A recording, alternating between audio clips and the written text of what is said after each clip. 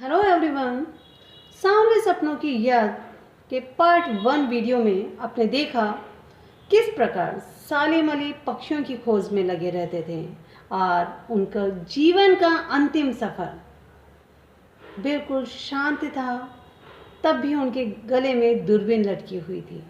उनके चेहरे की वह चमक मौत भी खत्म नहीं कर पाई थी। उनकी मृत्यु कैंसर से हुई थी। आगे हम देखते हैं पार्ट 2 में अब हम देखेंगे यह दुनिया उनके लिए मेहनत से उन्होंने अपने लिए गढ़ी थी। इसके गढ़ने में उनकी जीवन साथी तहमीना ने काफ़ी मदद पहुंचाई थी। उनकी लाइफ पार्टनर तहमीना स्कूल के दिनों से उनकी सहपाठी थी। अपने लंबे रोमांचकारी जीवन में ढेर सारे अनुभवों के मालिक सालिम अली एक दिन केरल की साइलेंट वैली को रेगिस्तानी हवा के झोंकों से बचाने का अनुरोध लेकर चौधरी चरण सिंह जी के पास गए। चौधरी चरण सिंह जी कौन थे? वे उस समय तत्कालीन प्रधानमंत्री थे। सालिम अली न सिर्फ पक्षी विज्ञानी थे, प्रकृति के संरक्षण के लिए भी वह हमेशा प्रयासरत रहते थे। जब उन्होंने तत्कालीन प्रधानमंत्री चौधरी चरण सिंह जी से केरल की साइलेंट वैली को रेगिस्तानी हवा के झोंकों से बचाने के लिए अनुरोध किया। Remember this stranger is also important, this is the answer. Chaudhary साहब गांव की मिट्टी पर पड़ने वाली पानी की पहली बूंद का असर जानने वाले नेता थे। पर्यावरण के संभावित खतरों का जो चित्र सालिम अली ने उनके सामने रखा था, उसने उनकी आंखें नम कर दी और उन्होंने केरल की साइलेंट वैली को रेगिस्तानी हवा के झोंकों से बचाने के लिए प्रयास किया। आज सालिम अली नहीं है, चौधरी साहब भी नहीं है। कौन बचा है जो अब सौंधी माटी पर उगी फसलों के बीच एक नए भारत की नींव रखने का संकल्प लेगा? कौन बचा है जो अब हिमालय और लद्दाख की बर्फीली जमीनों पर जीने वाले पक्षियों की वकालत करेगा, इस प्रकृति का संरक्षण करेगा? सालिम अली की आत्मकथा का नाम है fall of A sparrow. Remember this, underline करेंगे, दिस इज ऑल्सो इम्पोर्टेंट।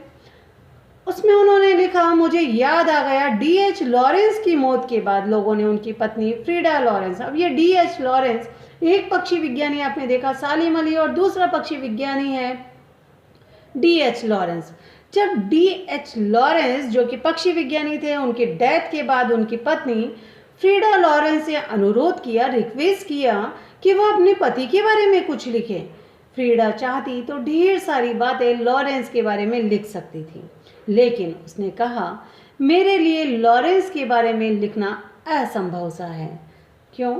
क्योंकि मुझे महसूस होता है मेरी छत पर बैठने वाली गौरैया लॉरेंस के बारे में ढेर सारी बातें जानती होगी।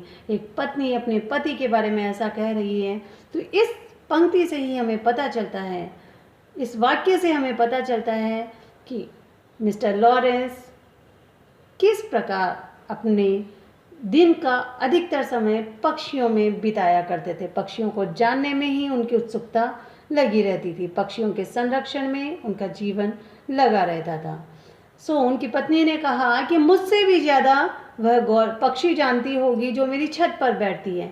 वो सचमुच इतना खुला और सादा दिल आदमी था। मिस्टर लॉरेंस के बारे में बताया जा रहा है। मुमकिन है लॉरेंस मेरी रगों में, मेरी हड्डियों में समाया हो, लेकिन मेरे लिए कितना कठिन है उसके बारे में अपने अनुभवों को शब्दों का जामा पहनाना।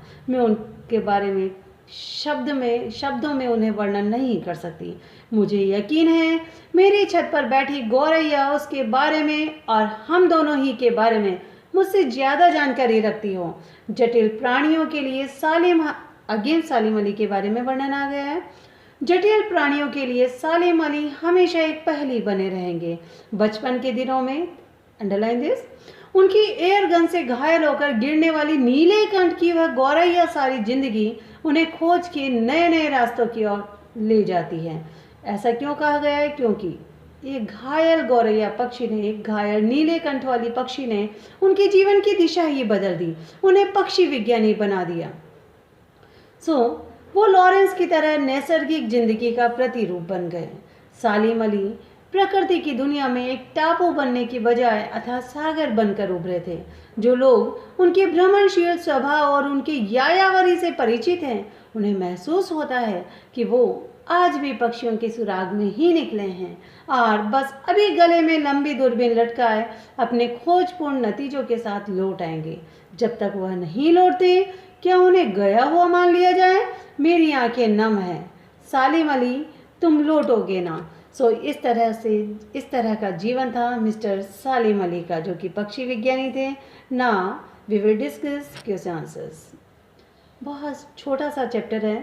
किस घटना ने सालिम अली के जीवन की दिशा को बदल दिया और उन्हें पक्षी प्रेमी बना दिया?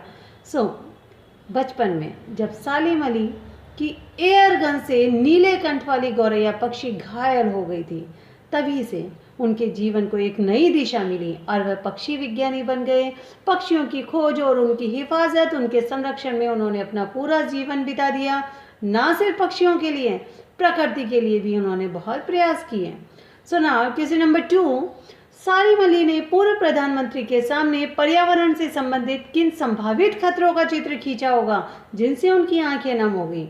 एक बार प्रमुख पक्षी विज्ञानी सालिम अली ने तत्कालीन प्रधानमंत्री चौधरी चरण सिंह जी से कहा, केरल की साइलेंट वैली को रेगिस्तानी हवा के झोंकों से बचाने के लिए उन्होंने उनसे रिक्वेस्ट की, प्रार्थना पत्र लिखा। तब तत्कालीन प्रधानमंत्री चौधरी साहब ने इस बात को महसूस किया, क्योंकि वह खुद भी मिट्टी से जुड़े हुए थे, वह भी प्रकृति प्रेमी थे और उन्होंने इस समस्या को महसूस किया और केरल की साइलेंट वैली को रेगिस्तानी हवा के झोंकों से बचाने के लिए सालिम अली के प्रयासों को नमन किया और उन्होंने प्रयास भी किए। नाउ लॉरेंस की पत्नी फ्रीडा ने ऐसा क्यों कहा होगा कि मेरी छत पर बैठने वाली गौरैया लॉरेंस के बारे में ढेर सारी बातें जानती होगी? बेटा रिमेंबर दिस, इस चैप्टर में 2 पक्षी विज्ञानियों के बारे में बात की गई है। फर्स्ट इज सालिम अली और second one is mister Lawrence. यहाँ मिस्टर लॉरेंस की पत्नी का नाम फ्रीडा लॉरेंस है और सालिम अली की पत्नी का नाम तहमीना है, जो कि उनकी सहपाठी रही है। जब मिस्टर लॉरेंस की डेथ हो गई थी, तब फ्रीडा लॉरेंस से पूछा गया कि आप इनके बारे में क्या जानते हैं। तब उन्होंने कहा कि मुझसे ज़्यादा अधिक मेरी छत पर बैठने वाली गौरैया पक्षी लॉरेंस के बारे में अधिक बातें जानती होगी, क्योंकि मिस्टर लॉरेंस का ज़्यादातर समय पक्षियों के साथ बीतता था, पक्षियों की खोज, पक्षियों की हिफाजत और पक्षियों के संरक्षण में बीतता था। इसलिए उन्होंने ऐसा कहा कि मुझसे ज़्यादा मिस्टर लॉरेंस के बारे में पक्षी बता सकते हैं, मेरी छत पर बैठने वाली गौरैया पक्षी बता सकता है। नाउ क्वेश्चन नंबर 4, आशय स्पष्ट कीजिए। वो लॉरेंस की तरह नैसर्गिक जिंदगी का प्रतिरूप बन गए। This is also very important. Lawrence की तरह नैसर्गिक जिंदगी का प्रतिरूप बन गए। कौन? सालिम अली। प्रकृति में खो गए, प्रकृति में ही विलीन हो गए। यस, ये आशय हम बाद में देखते हैं। आशय नंबर 6, कोई अपने जिस्म की हरारत और दिल की धड़कन देकर भी उसे लौटाना चाहे तो वह पक्षी अपने सपनों के गीत दोबारा कैसे गा सकेगा? ये वाक्य मिस्टर सालिम अली के बारे में आया, जो कि पक्षी विज्ञानी थे। प्रकृति की खोज, प्रकृति का संरक्षण, पक्षियों की खोज में ही वह दिन रात लगे रहते थे और आज इस पक्षी को अपनी अंतिम उड़ान भरने से, प्रकृति में विलीन होने से कोई नहीं रोक सकता। कोई अपने जिस्म की हरारत भी उन्हें देना चाहे, दिल की धड़कन भी देना चाहे, उनका जीवन बचाना चाहे तो संभव नहीं है, क्योंकि यह पक्षी सालिम अली के लिए कहा गया अपने सपनों के गीत दोबारा नहीं गा सकेगा। इनकी मृत्यु के उपरांत यह वाक्य कहा गया।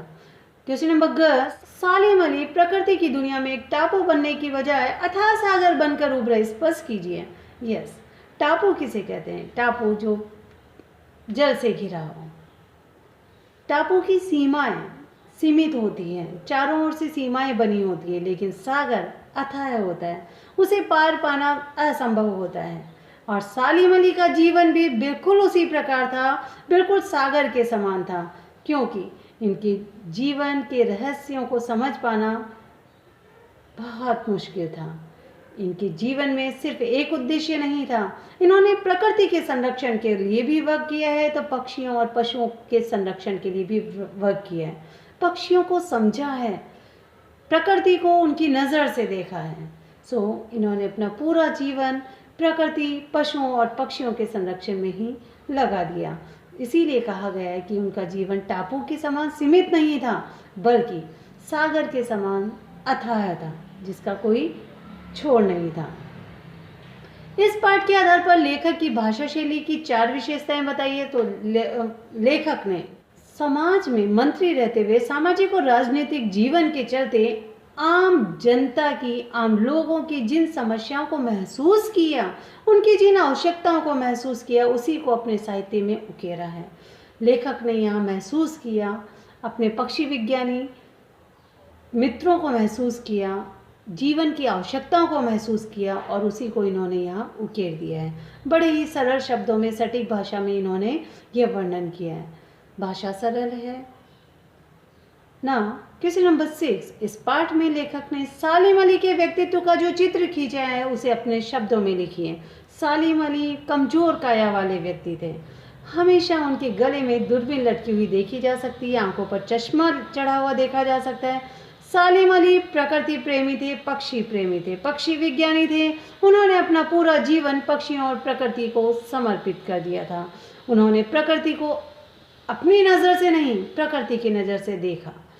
उन्होंने अपने आप को प्रकृति के अनुसार नहीं ढाला, प्रकृति को अपने अनुसार ढाल दिया। इस प्रकार की कई पंक्तियाँ, कई वाक्य यहाँ लिखे गए हैं। नाउ नेक्स्ट, सांवले सपनों की याद शीर्षक की सार्थकता पर टिप्पणी कीजिए। सांवले सपनों की याद, जैसा कि टाइटल से पता चल रहा है, सांवले सपने भूली बिसरी यादों के संस्मरण के आधार पर यह चैप्टर लिखा गया है। और सचमुच यह चैप्टर सालिम अली, जो कि पक्षी विज्ञानी थे, उनकी डेथ के उपरांत लिखा गया, उनकी मृत्यु के उपरांत डायरी शैली में लिखा गया संस्मरण है। और इसी प्रकार मिस्टर लॉरेंस की भी स्मृतियों के आधार पर यह चैप्टर लिखा गया है। Now I think this is enough for today. This chapter is completed. Thank you.